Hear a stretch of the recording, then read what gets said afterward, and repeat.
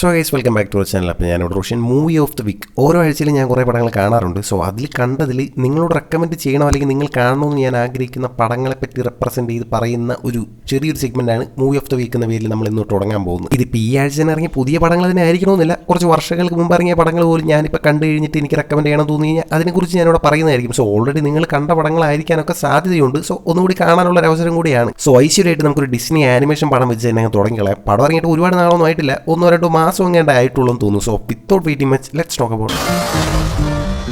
Okay, inside out 2 പറ്റി സംസാരിക്കുന്നതിന് മുമ്പ് തീർച്ചയായിട്ടും ഇതിൻ്റെ ഒന്നാമത്തെ ഭാഗമായ ഇൻസൈഡ് ഔട്ടിനെ പറ്റി സംസാരിക്കേണ്ടതായിട്ടുണ്ട്. എനിക്ക് ഭയങ്കര അധികം കണക്റ്റായ അതുക്ക് മേലെ ഇതിൽ ക്രിയേറ്റിവിറ്റി കണ്ടിട്ട് കണ്ണ് തള്ളിപ്പോയ ഒരു പടമായിരുന്നു ഇൻസൈഡ് ഔട്ട്. പേടി, ദേഷ്യം, സ്നേഹം, സന്തോഷം എന്നൊക്കെ പറഞ്ഞിട്ട് ഇമോഷൻസിനെ വെച്ചിട്ട് നമ്മൾ ഒരുപാട് പടങ്ങൾ കണ്ടിട്ടുണ്ട്. എന്നാൽ ഈ ഇമോഷൻസിൻ്റെ തന്നെ കഥ പറയുന്ന രീതിയിലുള്ള ഒരു കോൺസെപ്റ്റ് ചിന്തിച്ചെടുത്ത ആ ഒരു ബേസിക് ഐഡിയ ക്രിയേറ്റ് ചെയ്ത ആ മൈൻഡ് ഒരു രക്ഷയില്ല. അതുകൊണ്ട് തന്നെ ഭയങ്കര ഫ്രഷ് ആയിട്ടുള്ള ഒരു കോൺസെപ്റ്റ് തന്നെയായിരുന്നു ഇതിൻ്റെ ആദ്യത്തെ പടത്തിൽ കൂടെ അവർ മുമ്പോട്ട് വെച്ചിട്ടുണ്ടായിരുന്നു. ആൻഡ് അതവർക്ക് കിടലിനായിട്ട് എക്സിക്യൂട്ട് ചെയ്യാൻ സാധിച്ചിട്ടുണ്ടായിരുന്നു. സോ അതിൻ്റെ ഒരു സെക്കൻഡ് പാർട്ട് എന്ന് പറയുന്ന സമയത്ത് എവിടെയാണോ ഒന്നാം ഭാഗം കൊണ്ട് നിർത്തി വെച്ചേക്കുന്നത് തൊട്ടപ്പുറത്ത് അവിടെ നിന്ന് അടുത്ത ഭാഗം തുടങ്ങുകയാണ്. ആൻഡ് ഒന്നും ഒരു റിപ്പീറ്റേഷൻ ഒന്നും ഇല്ലാതെ ആ ഒരു കണ്ടിന്യൂവേഷൻ നല്ല സ്മൂത്ത് ആയിട്ട് തന്നെ ഈ പടത്തിൽ കൂടെ പോകുന്നുണ്ട്. ഈ 2 പടങ്ങൾ കണ്ടു കഴിയുമ്പോൾ മൊത്തം ഒരു ആർക്ക് കംപ്ലീറ്റ് ആയ പോലെ നമുക്ക് തോന്നും. അഡൽട്ട് സ്റ്റേജിൽ എത്തിയതിനു ശേഷം ഒരുപാട് പേര് ആലോചിച്ചിരുന്ന സമയത്താണ് ചെറുതായിരുന്നപ്പോൾ ഞാൻ എത്രമാത്രം ഹാപ്പി ആയിരുന്നു, ഇപ്പം പഴയ പോലെ ഒരു ജീവിതത്തിന് തന്നെ ഒരു വൈബില്ലെന്നൊക്കെ വിചാരിച്ചിരിക്കുന്ന ആളാണ് നിങ്ങളെങ്കിൽ നിങ്ങളൊക്കെ ഈ പടം ശരിക്കും കാണണം. ഒരുപാട് സ്ഥലങ്ങളിൽ കിഡിലനായിട്ട് പടം നമ്മളെ കണക്ട് ചെയ്യും. ഇതിൽ ഇമോഷൻസിന് കൊടുത്തിരിക്കുന്ന ഡയലോഗ്സ് പോലും ഭയങ്കര കിഡിലനായിട്ട് തന്നെ എഴുതിയിട്ടുണ്ട്. ചില ഡയലോഗ്സ് ഒക്കെ നമ്മുടെ റിയൽ ലൈഫായിട്ട് ഞാൻ നേരത്തെ പറഞ്ഞ പോലെ നേരിട്ടങ്ങ് കണക്ട് ആവുകയാണ്. അതിപ്പോൾ ജോയ് എന്ന് പറഞ്ഞിട്ടുള്ള ഒരു ക്യാരക്ടർ ഉണ്ട്, അതായത് സന്തോഷം. പ്രായം കൂടുന്തോറും ഇനി എൻ്റെ ആവശ്യം ആർക്കും ഇല്ലെന്ന് തോന്നുന്നു എന്നൊക്കെ പറഞ്ഞിട്ട് ഈ ജോയ് എന്ന് പറഞ്ഞ ക്യാരക്ടർ നടന്നു പോകുന്ന സീനൊക്കെ കാണിക്കുമ്പോൾ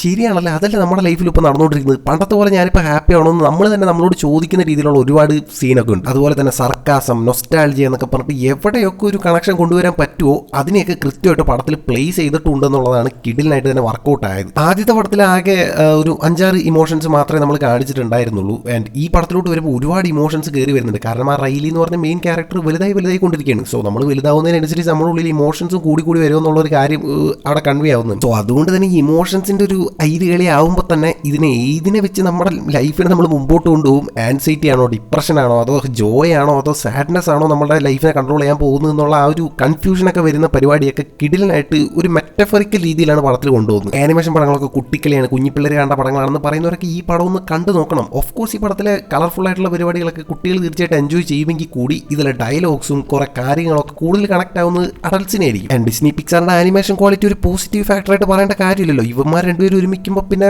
അതൊരു ഇനവിറ്റബിൾ ഫാക്ടറാണ്. കിഡിലിനായിട്ട് തന്നെ ചെയ്തു വെച്ചിട്ടുണ്ട്. നമ്മുടെയൊക്കെ മൈൻഡിന്റെ ഉള്ളിൽ നടക്കുന്ന ഒരു സ്റ്റോറി എന്ന് പറയുമ്പോൾ തന്നെ അതിൽ എത്രമാത്രം ക്രിയേറ്റീവ് ആയിട്ടുള്ള കാര്യങ്ങൾ കാണിക്കാൻ പറ്റുമെന്ന് അറിയാലോ. കുറെ കാര്യങ്ങളൊക്കെ ഫസ്റ്റ് പാർട്ടി കാണുന്നതിന്റെ ഒരു കണ്ടിന്യൂവേഷൻ പോലെ തന്നെയാണ് പോകുന്നതെങ്കിലും കുറെ കാര്യങ്ങൾ പുതിയതായിട്ട് കാണിക്കുന്നുണ്ട്. അതും നല്ല രസമുണ്ടായിരുന്നു കാണാൻ. ഫസ്റ്റ് പാർട്ടിൽ റെയിലി എന്ന് പറഞ്ഞൊരു ക്യാരക്ടറിനെ മാത്രം ബേസ് ചെയ്ത്, അല്ലെങ്കിൽ ആ റെയിലി എന്ന് പറഞ്ഞ ക്യാരക്ടറിന്റെ മൈൻഡിൽ നടക്കുന്ന ഒരു കോൺഫ്ലിക്റ്റും പരിപാടികളൊക്കെ മാത്രം ബേസ് ചെയ്താണ് പോകുന്നതെങ്കിൽ ഇവിടെ റൈലിയുടെ ചുറ്റുമുള്ള ബാക്കി ക്യാരക്ടേഴ്സും കൂടി പുള്ളിക്കാരുടെ ലൈഫിനെ എങ്ങനെയാണ് കൊണ്ടുപോകുന്നതൊക്കെ കാണിച്ചു തരുന്ന കുറച്ച് സീനുകളൊക്കെ ഉണ്ടായിരുന്നു. അതും കിടിലായിരുന്നു. എനിക്ക് പേഴ്സണലി ഒരുപാട് സ്ഥലങ്ങളിൽ പടം കണക്ട് ആയെന്ന് മാത്രമല്ല, ഇതിൽ കാണുന്ന കാര്യങ്ങൾ അല്ലെങ്കിൽ പറയുന്ന കാര്യങ്ങളൊക്കെ എൻ്റെ ലൈഫിലും സംഭവിച്ചിട്ടുണ്ടല്ലോ എന്നുള്ള രീതിയിൽ കണക്ട് ആയതുകൊണ്ടാണ് എനിക്ക് പടം അത്രയ്ക്കധികം ഇഷ്ടമായത്. ഞാൻ പറയുവാണെങ്കിൽ കുറച്ച് വർഷങ്ങൾ ഗ്യാപ്പ് എടുത്തതിന് ശേഷം ഈ റൈലി എന്ന് പറഞ്ഞ ക്യാരക്ടർ കുറച്ചുകൂടി ഏജ്ഡ് ആയതിനു ശേഷം ഈ റൈലിയുടെ മൈൻഡിൽ നടക്കുന്ന കാര്യങ്ങളും കോൺഫ്ലിക്ട്സും ഏതൊക്കെ തരത്തിലായിരിക്കും എന്ന് കാണാനായിട്ടൊക്കെ ഒരു ഇൻട്രസ്റ്റ് ഉണ്ട്. സോ ആ ഒരു ബേസിസിൽ ഇതിൻ്റെ 3-ാം ഭാഗമൊക്കെ വന്നു കഴിഞ്ഞാൽ തീർച്ചയായിട്ടും നൈസ് ആയിരിക്കും. ബട്ട് ഇതുപോലെ തന്നെ എടുത്തു വയ്ക്കാനല്ല, കുറച്ചൊന്ന് വെറൈറ്റി ആയിട്ട് എന്തെങ്കിലും കാണിച്ചു കഴിഞ്ഞാൽ നൈസ് ആയിരിക്കും. ചെറിയൊരു നെഗറ്റീവായിട്ട് എനിക്ക് തോന്നിയത് എന്താണെന്ന് വെച്ച് കഴിഞ്ഞാൽ പടം കുറച്ച് റഷ്ഡായിട്ട് കാണിച്ച പോലെ തോന്നി. ഡയലോഗ്സ് ഒക്കെ ഭയങ്കര ഫാസ്റ്റ്, സ്ക്രീൻ പ്ലേ ആണെങ്കിൽ ഒന്നും പറയേണ്ട തീ പോലെയാണ് പോകുന്നത്.